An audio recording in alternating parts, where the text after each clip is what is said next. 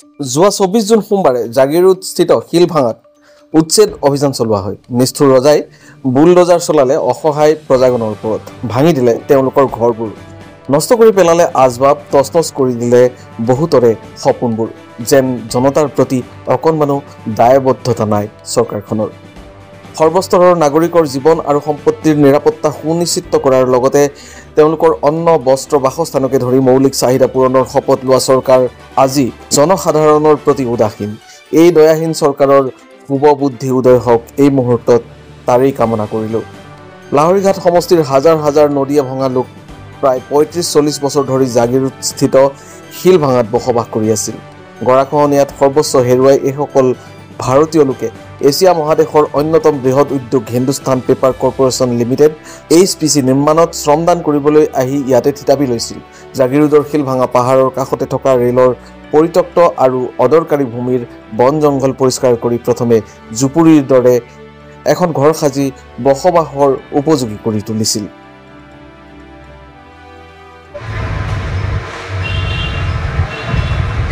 आज हमारे जागीरोड रेलवे जो उच्ছেদ अभियान 2 दिन पहले जो चलाया है सरकार को थोड़ा सा टाइम देना चाहिए था, लेकिन इतने कम समय दिया है जिस समय में जो है लोग जो है अपने घर द्वार ले करके मतलब ऐसे फंसे हुए हैं।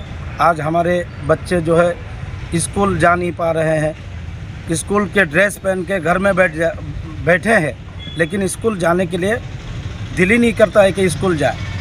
इसी टाइम पे इसी मुसीबत के टाइम पर सरकार हमारे साथ छोड़ दिया। ये सरकार की प्रतिश्रुति था कि सबका साथ सबका विकास।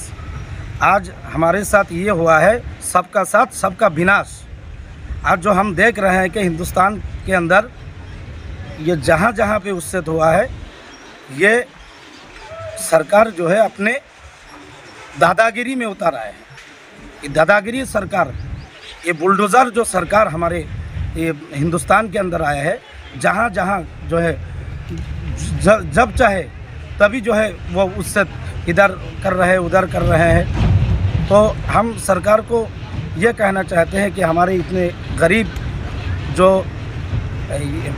फ्लैटेड एरिया में जो लोग आकर के रेलवे के बगल में जो बसे हुए थे, ये 40-50 साल से यहाँ पे रह रहे हैं, और ये सरकार जो है इन लोगों की कोई भी व्यवस्था आज तक जो है करके नहीं दिया है।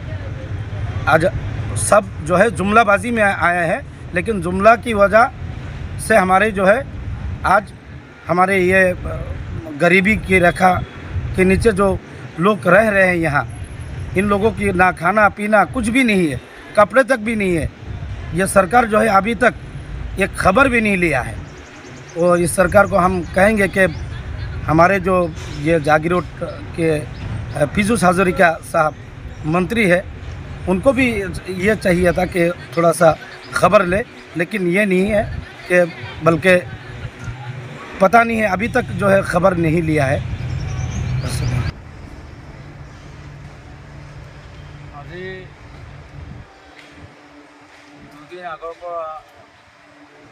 দুদিন আগত এবছৰ হৈছে, হোৱাৰ পিছৰ পৰা মানুহবিলাকৰ যে এটা দুৰ্যোগৰ সন্মুখীন হৈছে, ওপৰেদি বৰষুণ, তলেদি পানী আৰু খোৱা খাদ্যৰ অসুবিধা, খোৱা পানীৰ কোনো ব্যৱস্থা নাই। আজিলৈকে আমাৰ চৰকাৰে কোনো ধৰণৰ সা সুবিধাৰ কথা কোনো খবৰ লোৱা নাই। মানুহ না গৰু ছাগলী আমি ইয়াত জীয়াই আছোঁ, আজিলৈকে চৰকাৰে কোনো ধৰণৰ চৰকাৰৰ ফালৰ পৰা কোনো মানুহ আজিলৈকে অহা নাই। এতিয়া ল'ৰা ছোৱালী স্কুলৰ পৰীক্ষা চলি আছে, যে এনেকুৱা এটা পৰিস্থিতি আছোঁ যে স্কুলত যাবলৈকে উপযোগী নাই। তাৰপিছতো আমি আগত শুনা পাইছিলোঁ যেতিয়া 14 চনত 2014 চনত যেতিয়া চৰকাৰ হৈছে, এটা প্ৰতিশ্ৰুতি চৰকাৰ হৈছিল সবকা সাথ সবকা বিকাশ, কিন্তু আজি সেইটো বস্তু দেখা পোৱা নাই। সবকা সাথ যিটো বিনাশৰ যিটো হেৰি দেখা পোৱা গৈছে, আৰু এই মানে আচলতে যিটো কৰিছে সেইটো চৰকাৰ এইটো নহয়। আমি আশা যেটো কৰিছিলোঁ সেইটো আমি চৰকাৰৰ পৰা পোৱা নাই। আমি ভাৰতীয় মানুহ হয়, আমাৰ সম্পূৰ্ণ ভাৰতীয় হিচাপে আমি ইয়াত জীয়াই আছোঁ, আৰু আমি কোনো ধৰণৰ মানে বৈষম্যমূলক কোনো কাম কৰা নাই। চৰকাৰে যদি এবছৰ কৰিছে, আমি এটা মানে হেৰি হোৱা নাই। তাৰপিছতো চৰকাৰৰ দায়িত্ব আছিল, আমি গৰাখহনীয়া মানুহ, আজি গৰাখহনীয়াৰ কবলত পৰিয়ে আমি ইয়ালৈ আহিব লগা হ'ল, নহ'লে আমাৰ অহাৰ কি দৰকাৰ আছে। কিন্তু চৰকাৰে আমাৰ নিৰাপত্তা দিয়াৰ জিম্মাদাৰী চৰকাৰৰ হাতত আছে। চৰকাৰে সেইটো প্ৰতিশ্ৰুতিবদ্ধ হৈ চৰকাৰ হৈছে আৰু সংবিধানৰ শপত লৈ চৰকাৰ হৈছে। আজি দেখা পাইছোঁ যে চৰকাৰে যিটো সংবিধানৰ শপত লৈ চৰকাৰ হৈছে, কিন্তু সংবিধানৰ আধাৰতে আমাক সুৰক্ষা দিছে তেনেকুৱা আমি দেখি পোৱা নাই।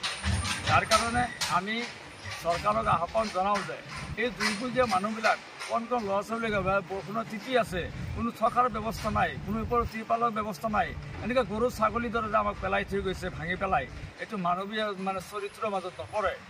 তাৰ কাৰণে আমি অতি ঘৃণা কৰিছোঁ এইটো চৰকাৰক।